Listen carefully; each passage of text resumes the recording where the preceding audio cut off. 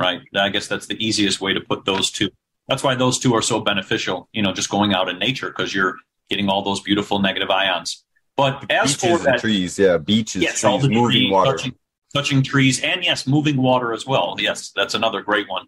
But yeah, as for that video, so what I did was I had it was a voltage meter with the RF. It was a tri-field TF2 meter. So if anybody wants to look into that meter, you can measure electrical conductivity, you can measure magnetics and RF frequencies. So it actually works really well. Might be have maybe not been done correctly, like they're not grounded, right? Like outlets that are pinging out a ton of voltage, or just areas in your home that are pinging out a ton of radio frequencies and are hidden behind your walls.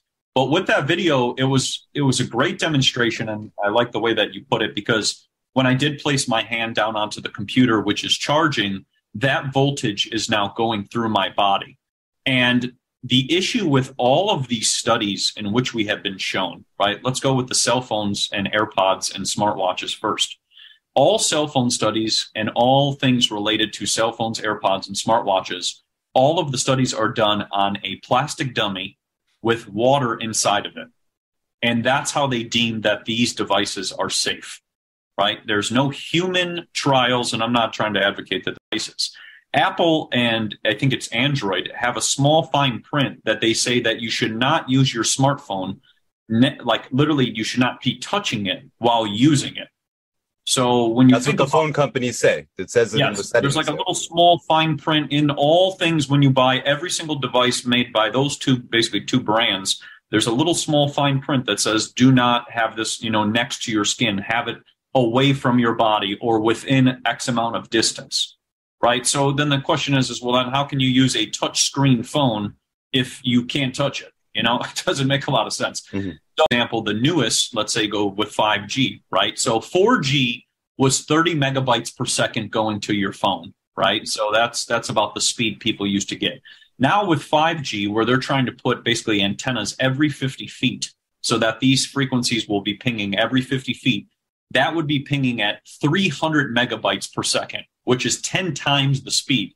Now, let's say 4G caused a nosebleed or a headache or confusion, or let's say memory loss, because I definitely can attest to a lot of people suffering from memory loss, right? 5G would amplify that times 10, because it's 10 times the speed. And I'm just making it, simple with the numbers.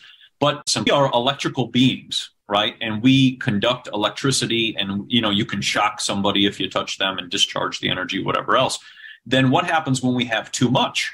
Well, that's usually you die, right? Like you get too electrified and you're cooked, and your heart disease has just gone through the roof since the rollout of all these different types of technologies, whether it's a radio, a television, whether it's a cell phone, whether it's, these smart devices, all of these things which are getting introduced. And some people, like you said, have adapted to these technologies, right? Like maybe they're not having a symptom, so to say, but there's also a good amount of the population who are, and those would be primarily, after reading the book, The Invisible Rainbow, it dawned on me that diabetes, right? Diabetes type 1 is a person's pancreas has been electrified basically in the womb, right?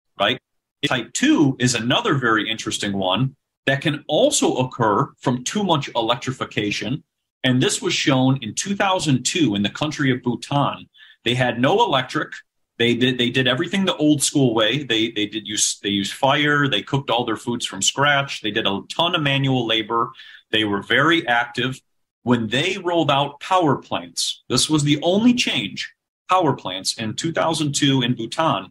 6 months later, diabetes, cancer, and heart disease all went through the roof.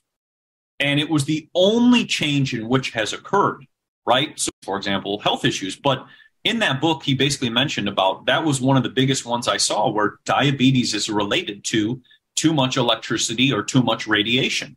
And this book goes, and I highly recommend it for every person to go into, but it goes back all the way to 1877, right? 1877 is when the rollout of the power lines came out, and they had the first influenza, quote unquote, outbreak, right? The influence from the atmosphere.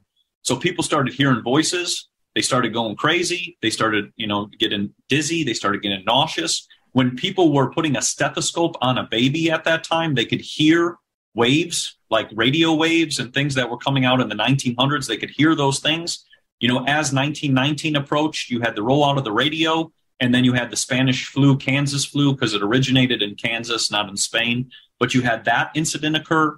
Then you go faster into time. You go 1950s, 1960s, 1970s. You had the rollout of the television and the colored television, which also emitted a bunch of X-rays and messed people up.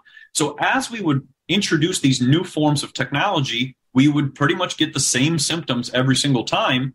Some people would adapt, like you said, but then a lot of people also had a lot of health issues. And none of this was ever talked about because the actual terminology of radiation poisoning was removed from the medical literature so that other illnesses. And what I've started to learn is people are just having an electrical imbalance, right? Their cells are being twisted the opposite direction, because I just like to go with spinning. You know, if they go to the right, they're healthy. If they go to the left, they're unhealthy. And these frequencies are causing the cells to start spinning to the opposite direction. And then people start to suffer from electrical imbalances. Health Light by Dr. John Ott.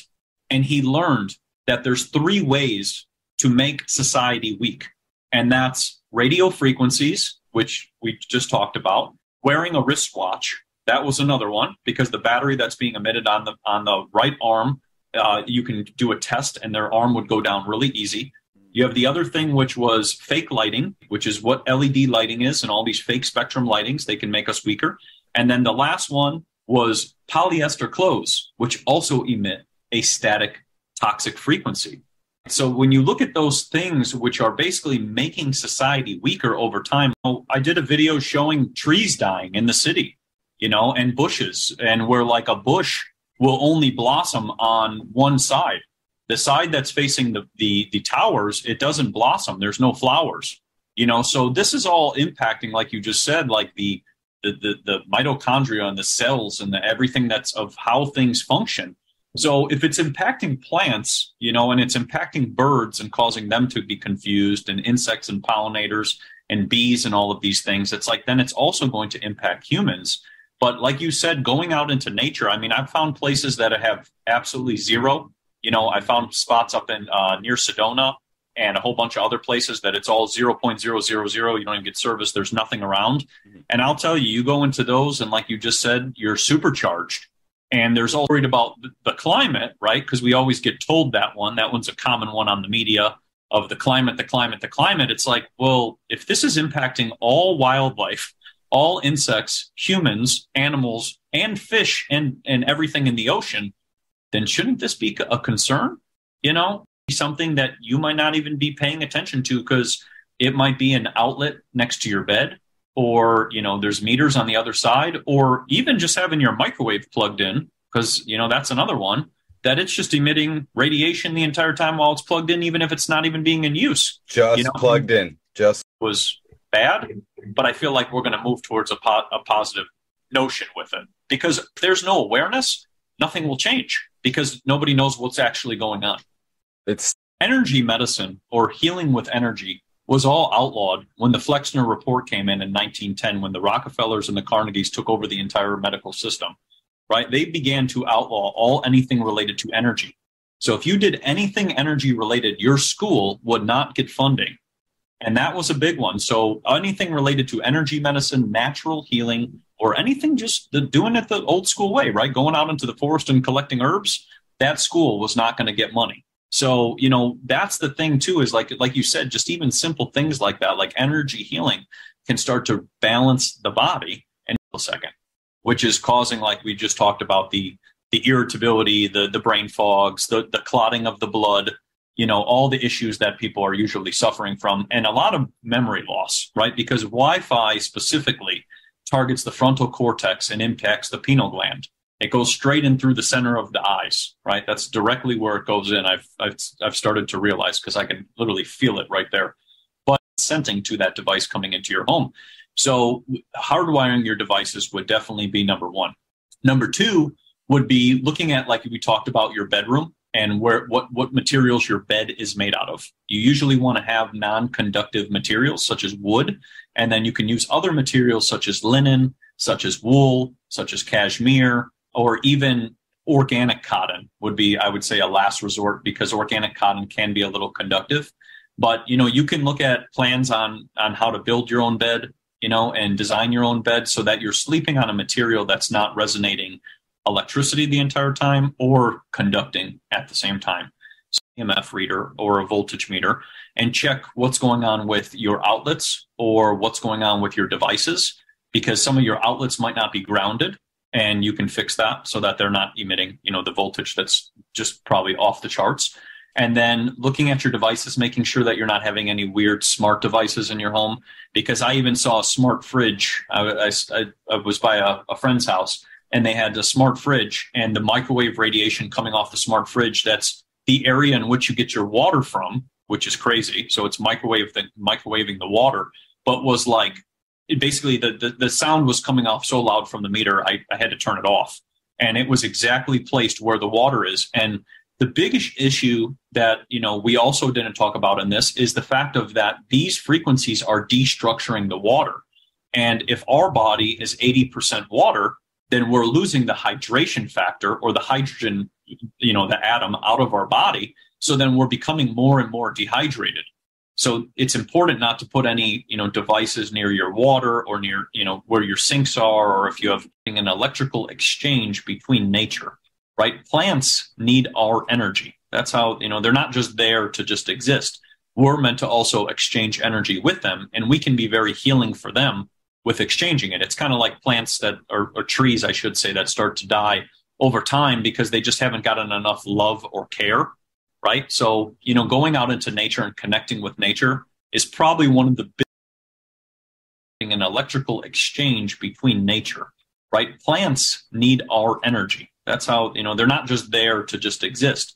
We're meant to also exchange energy with them, and we can be very healing for them with exchanging it. It's kind of like plants that or trees, I should say, that start to die over time because they just haven't gotten enough love or care, right? So, going out into nature and connecting with nature is probably one of the big, and then, like I said, birds, bees, and pollinators and all these things also pick up on that. And the other way you can mitigate, and this is the last one, is looking into electroculture, which is what I've been talking about, where you take wood and copper and make antennas and place them into the soil, and they start to balance and harmonize the area so that there's not all this weird toxic frequencies going on, and it starts to help your gardens and your plants grow faster and do all these beautiful things, but also mitigate the frequencies and all the nonsense, because now we're creating atmospheric antennas which are harnessing Earth's energy, right? They're putting out all these cell phone towers and all these antennas which are doing the opposite, and we need to start doing stuff at our level with these types of antennas to start harmonizing the area, just like they used to be all over the old world buildings that used to be up in the 1800s and 1900s. They used to have antennas all over them, and they were known as lightning rods. That's what people used to call them. But they've taken a lot of that down, so we have to start bringing those things back so we can start harmonizing our land as well, too, or trees who have lost their electrical conductivity. With the antennas, they can actually start to energize the trees, which are losing their conductivity because of all of this manipulation of frequency as well. So the word electroculture farming, it sounds kind of technical, but it's just a wooden stick pole. The longer it is, the better, with copper wrapped around it. That's it. And you put it in your gardens, or you put it by a tree that's not doing so well, or maybe plants they don't have any leaves, or they haven't sprouted, or let's say you have some sprouts and you're trying to sprout to grow faster. You can use these antennas with a toothpick and a piece of copper and make a coil, put it into those, and they'll sprout quicker. This was all shown with the pyramids in Russia. They were making pyramids in Russia, and they started noticing all these beautiful plants coming back to life, extinct plants, extinct trees, all kinds of different things, different bugs, different pollinators that they haven't seen. They're like, we haven't seen this insect in whatever amount of time. And all these things started coming back. So we have to do our due diligence to also harmonize the area. Because this little thing about why we don't have cabooses anymore on trains. And he just happened to mention that, there's electricity in this caboose, right? Well, it's not getting wireless electricity, right? It's electricity. It's for the little office desk. There's a little light there and stuff. They didn't have refrigerators back then, but the cabin was electrified. How? There's a dynamo connected to the wheel. The wheel spins, it generates electricity. The dynamo converts it, the dynamo makes it into electricity, and that works without power lines. That works without any of this huge transmission systems. We're not really allowed to utilize them. I mean, we can have our lights run with just a magnet and a coil, right? Magnet in the center, coil around it. This is like 6th grade science, right? This will turn on the light bulb. Massive cost, massive waste, and massive unreliability as well. Massive risk for unreliability, as we saw in Texas a couple of years ago, massive power outages, as we saw in Toronto twice.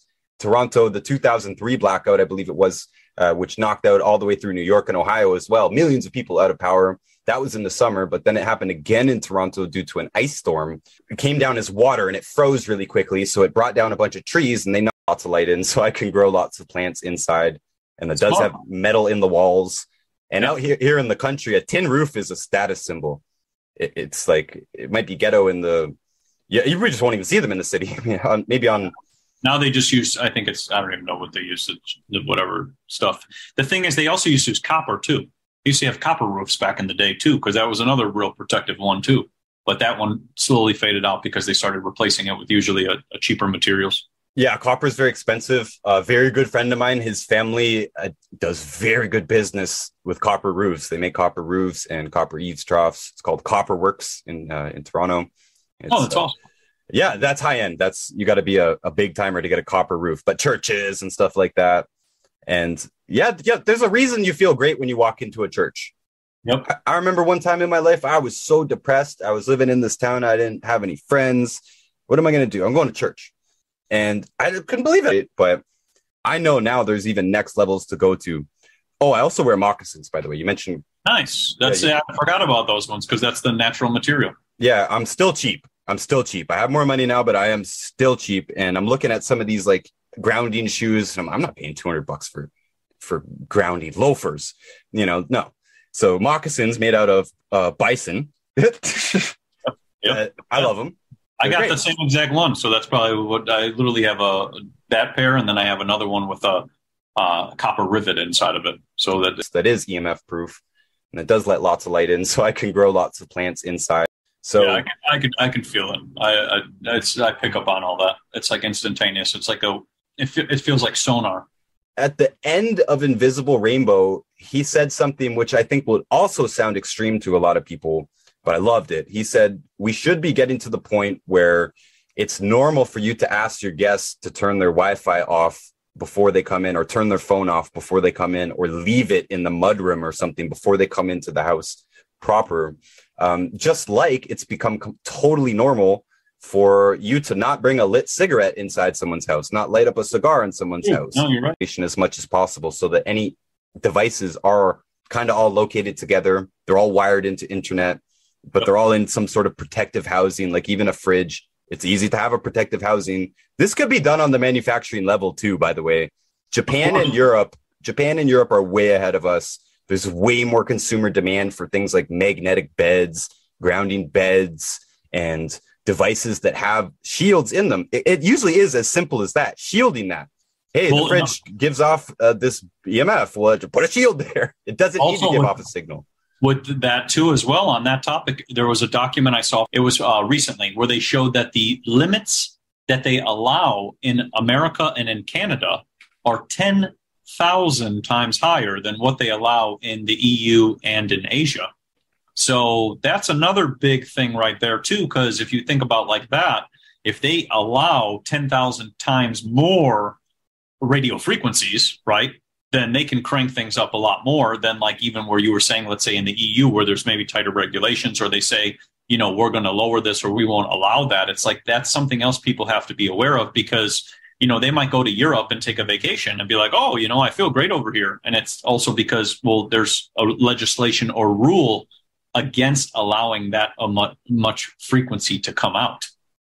In Europe and Asia, they're with frequencies and everything, and magnets and jade and ivory and all these different stones and things, they're very in tune with those things.